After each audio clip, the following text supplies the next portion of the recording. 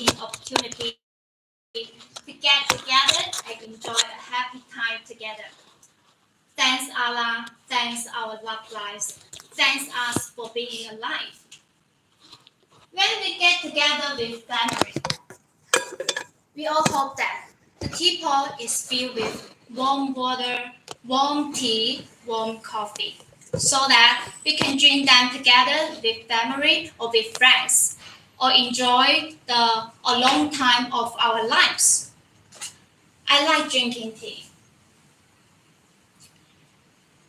When I'm alone at home on the weekend, I like to read a book while drinking a cup of tea, or during weekend, during festival, during party. My friend came to visit me. When we get together, I can make a cup of tea or coffee for them. I like drinking tea, and some of my friends also like drinking tea, and some of my friends like drinking coffee. So, the teapot, coffee pot, as our daily necessities, it is very popular as an indispensable thing to get together with family and friends. Since they are humans, we have to drink water, of course, tea and coffee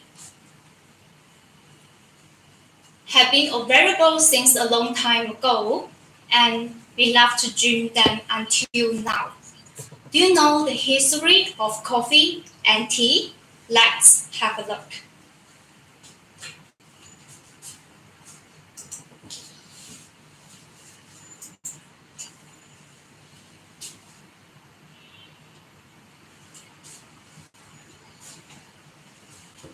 During a long day spent roaming the forest in search of edible trees and herbs, weary of going farm ship accidentally poisoned himself 72 times.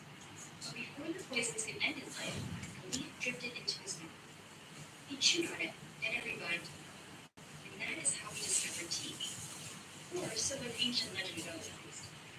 Tea isn't actually pure poison, but the story of Shen, the mythical Chinese inventor of agriculture, highlights tea's importance to ancient China. Archaeological evidence suggests tea was first cultivated there as early as 6,000 years ago, or 1,500 years before the pharaohs built the Great Pyramids in Giza. That original Chinese tea plant is the same type that's grown around the world today, yet it was originally consumed very differently. It was eaten as a vegetable or cooked with grain porridge. Tea only shifted from food to drink 1,500 years ago, when people realized that a combination of heat and moisture could create a complex and varied taste out of the leafy green. After hundreds of years of variations to the preparation method, the standard became to heat tea, pack it into portable cakes, grind it into powder, mix with hot water, and create a beverage called mocha, or matcha. Matcha became so popular that a distinct Chinese tea culture emerged. Tea was the subject of books and poetry, a favorite drink of emperors, and a medium for artists. They would draw extravagant pictures in the cup of the tea, very much like the espresso art you might see in coffee shops today. In the 9th century, during the Tang Dynasty, a Japanese monk brought the first tea plant to Japan. The Japanese eventually developed their own unique rituals around tea, leading to the creation of the Japanese tea ceremony.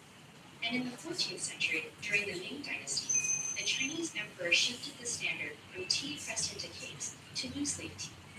At that point, China still held a virtual monopoly on the world's tea trees, making tea one of 3 essential Chinese export goods, along with porcelain and silk. This gave China a great deal of power and economic influence as tea drinking spread around the world. That spread began in earnest around the early 1600s when Dutch traders brought tea to Europe in large quantities. Many credit Queen Catherine of Braganza, a Portuguese noblewoman, for making tea popular with the English aristocracy when she married King Charles II in 1661. At the time, Great Britain was in the midst of expanding its colonial influence and becoming the new dominant world power. And as Great Britain grew, interest in tea spread around the world. By 1700, tea in Europe sold for 10 times the price of coffee, and the plant was still only grown in China. The tea trade was so lucrative that the world's fastest sailboat, the clipper ship, was was born out of intense competition between Western trading companies. All were racing to bring their tea back to Europe first to maximize their profits. At first, Britain paid for all this Chinese tea with silver. When that proved too expensive, they suggested trading tea for another substance, opium. This triggered a public health problem within China, as people became addicted to the drug. Then, in 1839, a Chinese official ordered his men to destroy massive British shipments of opium as a statement against Britain's influence over China. This act triggered the First Opium War between the two nations. Fighting raged up and down the Chinese coast until 1842, when the defeated Qing dynasty ceded the port of Hong Kong to the British and resumed trading on unfavorable terms. The war weakened China's global standing for over a century. The British East India Company also wanted to be able to grow tea themselves and further control the market. So they commissioned botanist Robert Fortune to steal tea from China in a covert operation. He disguised himself and took a perilous journey through China's mountainous tea regions, eventually smuggling tea trees and experienced tea workers into Darjeeling, India. From there, the plan spread further still, helping drive tea's rapid growth as an everyday commodity. Today, tea is the second most consumed beverage in the world, after water, and from sugary Turkish riza tea to salty Tibetan butter tea, there are almost as many ways of preparing the beverage as there are cultures on the globe. That is the coffee history. But there are many legends which, although may not be completely true, give us some idea of what happened. Most stories have the same basic idea. A Japanese traveler in Ethiopia discovered that animals which eat the berries from a certain tree are abnormally active. So he decides to try the berries himself, and by one way or another ends up roasting and then boiling the seeds, to finally brew the first coffee ever. He then gets a super cool high and goes on to tell everyone about it. When people try this new drink, they love it and go on to make him a saint. Today, we may find this to be a little of an exaggeration, but consider that this was the 10th century, and people really didn't know much about drugs or where their effects came from. For these reasons, it is easy to imagine why Javanite Sufi monks believed coffee to be such a mystical drink. But how did coffee went from being a drink only Sufi monks drank to being one of the most popular drinks in the world? Well, coffee houses. By the year 1414, coffee was not only popular in homes, but also in the many public coffee houses around the holy city of Mecca. Not only did patrons drink coffee and engage in conversation, but they also listened to music, watched performers, and played chess in the coffee houses. And with thousands of pilgrims visiting the city of Mecca each year from all over the world, it wasn't long before coffee went viral.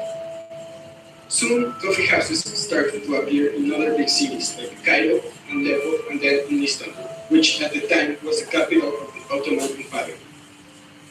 By the beginning of the 16th century, coffee was so popular that when the conservative Orthodox imams of Mecca tried to forbid it, the Ottoman Sultan Suleiman I overturned their prohibition and made consumption of coffee and coffee houses legal again. By the 17th century, coffee had made its way to Europe, but it wasn't well accepted at first. People were afraid, and some went as far as calling it bitter invention of Satan. The local clergy even condemned coffee when it came to Venice in 1650. The controversy was so great that Pope Clement VIII decided to taste the beverage for himself, and he liked it so much that he gave it papal approval. Despite such problems, coffee houses quickly became centers of social activity and communication in countries like England, Austria, France, Germany, and Holland. By the mid-17th century, there were over 300 coffee houses in London alone. In England, 20 universities sprang up, which got their name because for the price of a penny, one could purchase a cup of coffee. Soon, coffee began to replace the common breakfast drinks, latte, beer, and wine, which at the time were consumed even more than regular water. Not surprisingly, the quality and quantity of work greatly improved. It is also hard to ignore the fact that it was almost at the exact same time that coffee became popular in Europe that the Age of Enlightenment took place.